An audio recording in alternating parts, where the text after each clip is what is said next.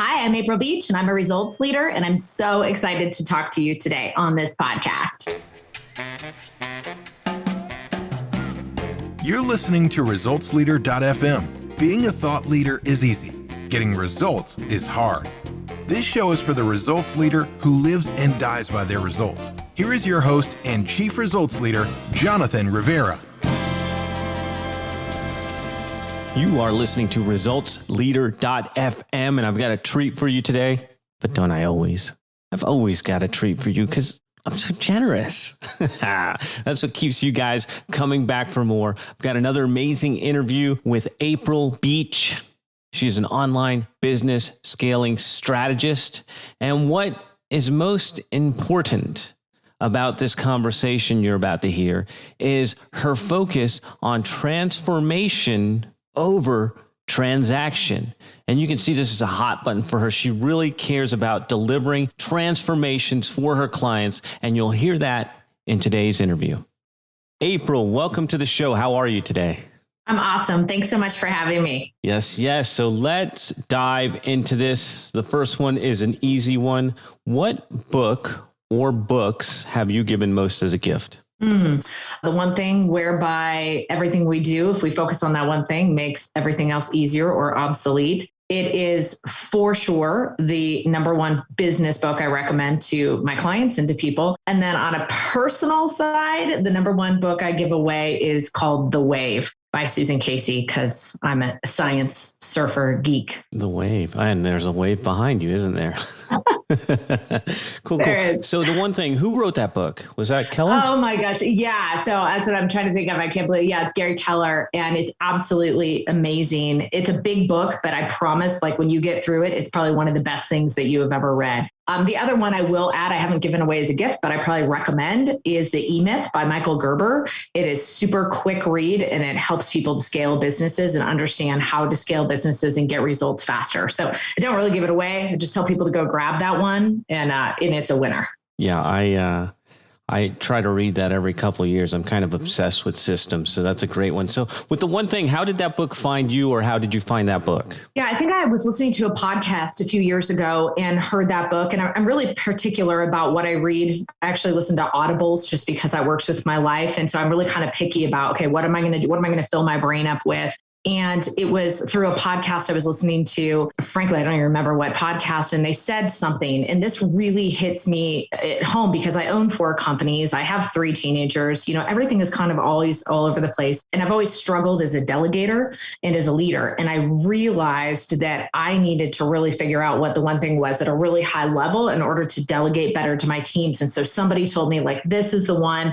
And I did. I leaned into it. And then I have used that for my own leadership, and then to help my teams decide, what their one thing is as well. It's been amazing. Well, now that obviously leads to the next question. What is your one thing? Yeah. So my one thing, as far as it actually changes each week. So it's in an operational one thing. It's not a really big picture one thing. The one thing is, what's the most important thing that we need to execute as a team right now that makes everything else easier or obsolete? And I think identifying what my one thing is each week is one piece of a bigger puzzle for my team. They have to identify what their one thing is. And then collectively, it comes together as a whole. My one thing this week, as we're talking right here live, is making sure that all of the content that we produce is getting repurposed, and we are having omnipresence across social media and Clubhouse and everything else that we're doing. That's this week's one thing. When I nail that, it's going to make other things easier or obsolete. But it does change every single week or scrum or season for us. Nobody ever talks about that. There's multiple one things depending on what the week is. I just have to pick which one I'm going to choose, though. That's the biggest struggle. I just hone in and say, this is it. I'm going to own this week. The hardest thing is actually committing to that one thing, not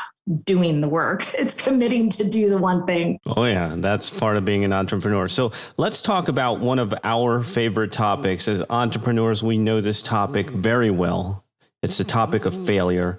And what I'd like to know is how an apparent failure set you up for later success. Okay, I'm going to go really far back, and it's going to sound kind of like a a BS story, but it's really what changed me. So I grew up with kind of that first wave of lifestyle entrepreneur parents. I learned how to design businesses at a very young age and learned how to design businesses first for lifestyle freedom and then actually build the company. And when I was about 14, my whole family fell apart. I'm not going to go into that whole long story, but I ended up on my own actually at the age of 13. And I remember sitting there at the age of 14 and thinking to myself, it was like that deciding moment that everybody has. Mine happened to be at the age of 14, sitting there and thinking, I'm never going to let anybody else take away my lifestyle. Because I was living the dream. I had a house in California and Hawaii and surfing every day. And all of a sudden it was just gone. And so it wasn't a failure on my part, but it was life changing to me that I knew that moving forward, I was going to figure out how to do that for myself and then enable other entrepreneurs and businesses to be able to design a high profit for purpose business for themselves. So I was 14. Now, I have failed a trillion times since then. So we could pick any of those and go with it and talk about those two. But that was kind of like that one stopping point, that brick wall in my life that I had to figure out how to pick myself back up. Surprisingly, I did have some of those skills at the age of 14 to do that, but it was certainly something that I had to grow into. I'm going to give you credit. First time anyone uses trillion on the show. Go you. Cool. So what is the most worthwhile investment you've ever made? Worthwhile investment I ever made. My gosh. Are we talking financial investment or time investment? Whatever comes to mind as an investment that was worthwhile. I think I got on a plane about 7 years ago and headed to an Amy Porterfield event in San Diego. And I hadn't done that before.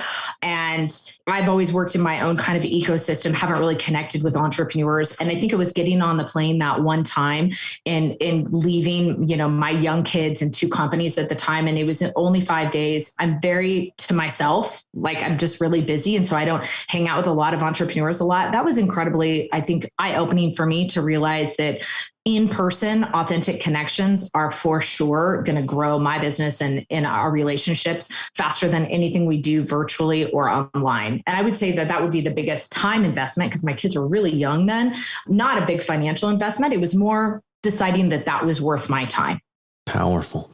And I think too many people get caught up with the whole, I'm an online entrepreneur and I don't need to meet people. And it's what keeps them small, what keeps them on an island by themselves and what keeps them stuck. So I love that you brought that. So in the last 5 years, what new belief, behavior, or habit has most improved your life?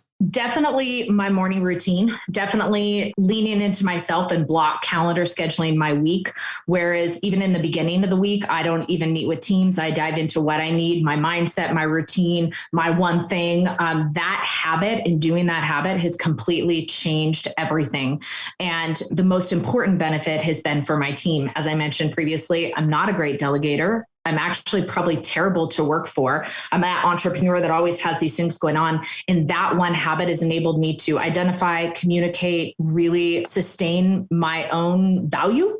I'm 45, I'm not 25 or 35. And I'm realizing that I am my greatest asset, both my brain and my body, and doing like really religiously creating a morning routine, diving into that and building a much more holistic view of what mental wellness, physical wellness, and business wellness is really what has catapulted my ability to stop, think, communicate, and identify what's important. We got to know. You opened a can of worms there. What's the morning routine? Now we want to know.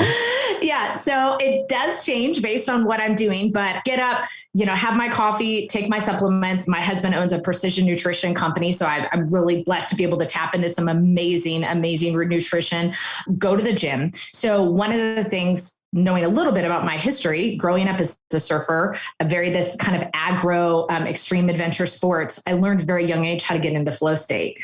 And I've learned how to tap into flow state now as an entrepreneur in my business. But I live in Colorado right now. I can't necessarily dive in the ocean and do that and, get pounded or dropping on a huge wave, right? So I've had to recreate the ability to set myself up for peak performance and physically pushing my limits every single morning. And when I do that, my mind is on it. So getting up in the morning, taking my supplements, taking my fermented mushrooms. I'm totally addicted to fermented mushrooms, like life-changing, and go and literally push myself to physical limits. Right now, it's just through athletic training. When I do that, when I can get into flow state that way, everything else flows the rest of the day. That is powerful. That is so powerful. And you've just inspired me to maybe work out a little bit harder in the morning. I take it easy with a cup of coffee and a walk. Well, see, I have my coffee now is where it's like in the afternoon. Then I'll drink coffee until like 5 o'clock at night. Yeah. So let's have a little fun here. What are some bad recommendations you hear in your area of expertise? Yes. Bad recommendations are business coaches that tell companies to scale just by launching a course or just by launching a membership, or they give them the business model solution rather than teaching them how to create transformational program content first. They start with the business model in the end, and the business model is in fact the very last thing that anybody should be thinking about as a leader, as a teacher. We should be creating content that transforms people. Nobody's raising their hand saying, I want more content. I want more content. We need to create transformation rather than more content. And so really the worst advice is when I hear other business advisors saying, just do this, just launch a course or whatever. And it's really a recipe for disaster and very limited thinking. What do you mean by transformational content? I like that term. Yes. So my superpower is teaching entrepreneurs and experts how to create transformational programs. What that means is that throughout what we're teaching them, whether it's a one-on-one coaching session or a group coaching session or a mastermind or an event or a course or whatever it is, whatever the business model is, we're engineering the content using, curriculum design, if we will, which many entrepreneurs, we don't normally come wired with knowing how to design curriculum. But we are teachers and we're teaching and we're guiding people. And so the way that we actually curate our genius needs to deliver a transformation to people, and not just a transformation through the whole entire program. So nobody wants to wait until the end of the course or the end of the coaching program or the end of the mastermind to get to results.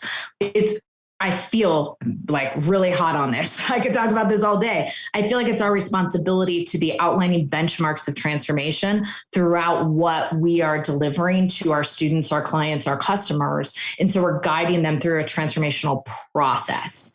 Again, this wasn't the case, actually. So we launched our first online course in 2008, and we launched probably one of the first courses on how to launch online courses back in 2009. They were like duct taped together back then. So from 2008 2017, this really wasn't a problem. People loved online courses. It was great. We could go in there and get this great information and get out. But since 2017, now 2021, so many people are launching these type of online on-demand programs that it's just more content and it's actually less transformation. I mean, how many things have we all bought that we've never finished? And only 6% of people finish on-demand online courses. So the actual sales of those are following because it's just more content and no transformation. So I think the worst advice, which again, 5 years ago is great advice. But now, considering the way we're learning, the way we're absorbing information, and that time is our greatest commodity, and the ability to take what we are learning or what we need to learn or what we need our teams to learn, internalizing it, applying it, and implementing it has to be engineered in a completely different way than we used to do it to get people results. And I think the companies that are actually designing what I call transformational program design are the ones that we're going to start to separate oil from water, separate the people that are just launching things to launch things with a bunch of content versus the leaders that are truly launching programs to deliver a transformation. Oh, love it. I heard it. Maybe I saw it on IG, transformation over transaction. That's what I'm hearing here. People are focusing on transactions. You're focusing on transformations. So now all this was just small talk. It's time to get down to business. We interrupt your regularly scheduled program for a public service announcement. We're going to get right back into the show, but I wanted to ask you a question. If you have been listening to the show for any amount of time and you've picked up even one single tip, then I need your help. Get the word out. Tell people about resultsleader.fm. Share it on social media, share it on your email, share it anywhere. #ResultsLeaderFM. Now let's jump back into the interview. So, April, why do results matter? Oh gosh. First of all, for ourselves. I think we need to see results. We often don't stop to see the things we've done. We always go on to the next thing. I think stopping to pay attention to our results leads us as individuals to see where we need to grow. Obviously to our people, because they trust us, whether it's your people, your lead, or your clients. We're given a very special opportunity to help people find results. And it's our responsibility when we lay down at night to be able to say, I know that I've engineered something or I've built something that is in fact going to give people the results that they came to me for. Powerful. All right. I want you to think back over the last 5 years and tell me what new realization has helped you get better results for your clients. I think that I have ADHD. Not a joke. I think, especially being on Clubhouse, like I always kind of knew it. I had team members work for me saying, wow, April, if we could just medicate you, imagine the results that, you'd be able to create. I really think that realizing how my brain works has been really, really powerful for myself and my clients. Good and bad. I'm a systems queen. And so it's very interesting also knowing that, but I think somewhere subconsciously, I knew that I had to have systems or nothing would ever come to life. And so that is great. So I really had to lean in on my systems. As a leader, as a business coach and strategist, I have the ability to, it's almost like a picture drops down in front of my face when I'm working with a business that needs their company and their suite of offers designed. And so I feel very fortunate that I have that ability where I can literally, it's just like a screen drops down in front of me and I can see the exact design of a company's business 5 years out and help them reverse engineer it. And so I think realizing that that is a superpower, but also being careful that it can be a weakness when it comes to implementation has been something that's been really eye-opening over the last 5 years. Yeah. So now we're going to get introspective. What area of your business would you like better results? Marketing. Yeah, I think that I build the house, I build the offers, I build the programs, I build the services. People think that every business coach is inherently a marketer. No, people come to us to build these amazing world-class offers and programs, but we aren't inherently marketers. And so we as a team meet all the time because I attract people that are like me. We're builders. I think as a team, we need to do a much better job making sure that we're working on omnipresence, making sure that we're marketing. We're all into building the house, not selling it. And that's something that we need to be way better at, not just doing great things, but then telling the world that we can do great things. I think we really lack in that area as a company. Wow. That is... And it's funny because I was just reviewing my team. We do Colby's and Strengths Finders, and we're like slow starts, methodical and all this. I'm like, we need some quick starts in here or nothing's going to happen. I know. We had our team meeting yesterday and I'm like, all right, none of us are marketers. We got to look at this. And that was our team meeting yesterday. That's so crazy. All right. What results are you most proud of? Oh, gosh. Okay. I am, which you would never know this, talk about entrepreneurs doing a lot of things. I am also the creator of the parent coaching industry.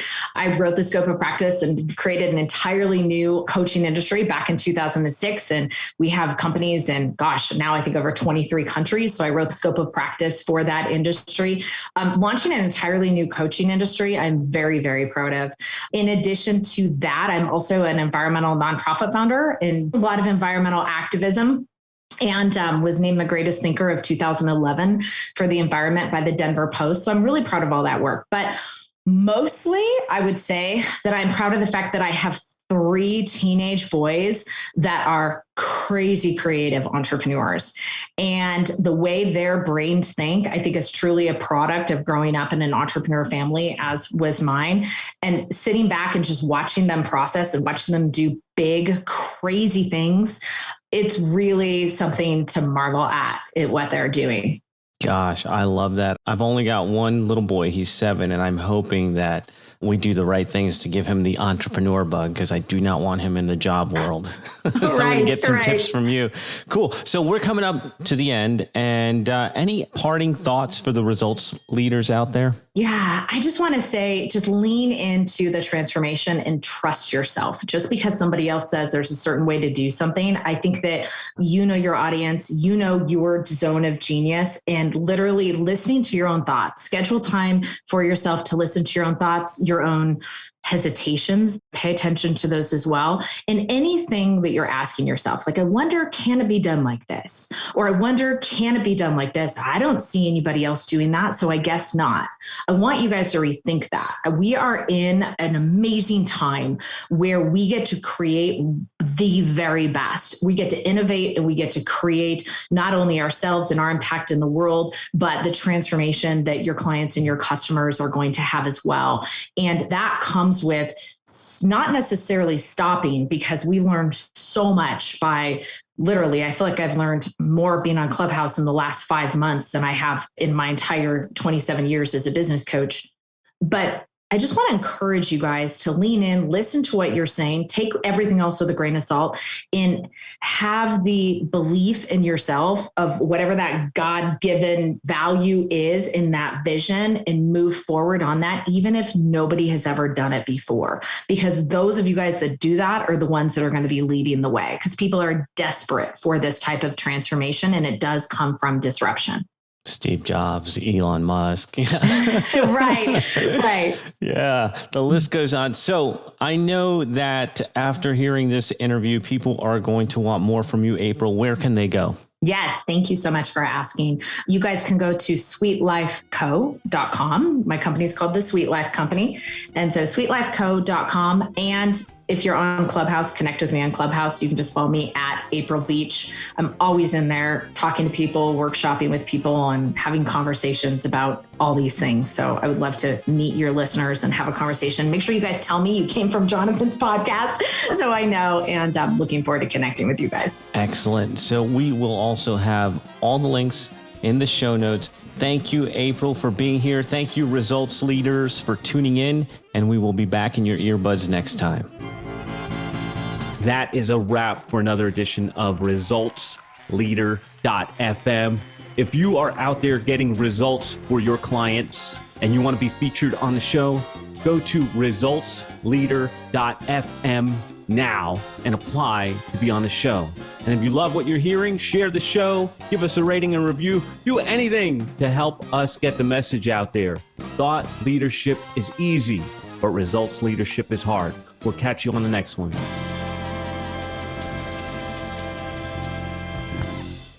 This is thepodcastfactory.com.